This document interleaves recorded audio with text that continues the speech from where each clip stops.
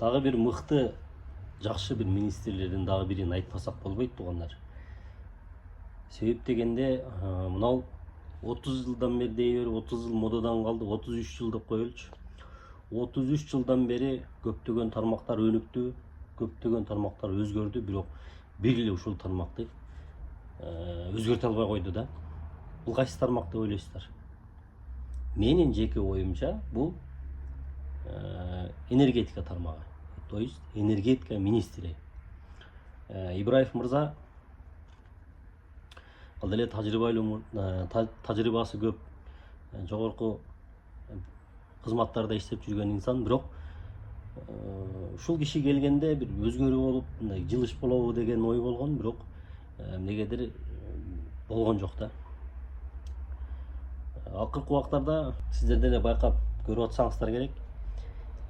Эртең менен светти өчүрөт, кечинде бир убакта жандырат.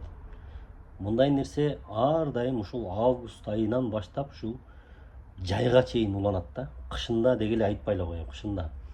Баягы үнөмдөйбүз деп атып, башка кылабыз деп атып деле кышында жогорку кеңеште отуруп, кышында үзгүлтүктүсүз болот. Бардык даярбыз кышка дейт, бирок ошентсе дагы кышка даяр эмес. Же буну текшерген адам жок, же бир карап койгон адам жок. Мен түшүнбөйм. Мен мисалы же балким бюджеттен нормально акча бөлүнбөй атабы бул тармакка. Мындай ремонт 30 жылдан бери ремонтто жүрөбүз да. Ушул баягы Союздун убагында трансформаторлор дагы деле бар окшойт дейм да. Айрыкча Ош шаарындачы.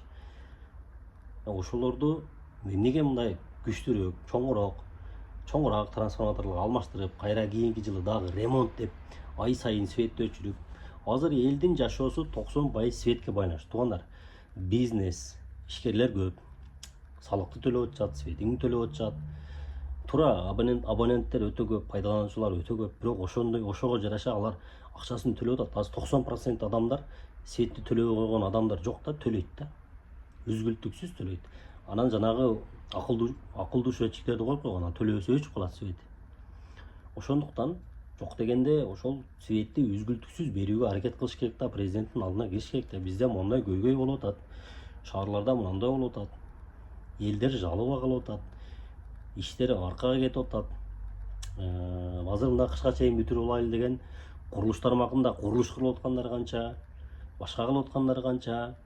Ушуну мындай кылыш керек да. Мен түшүнбөйм да.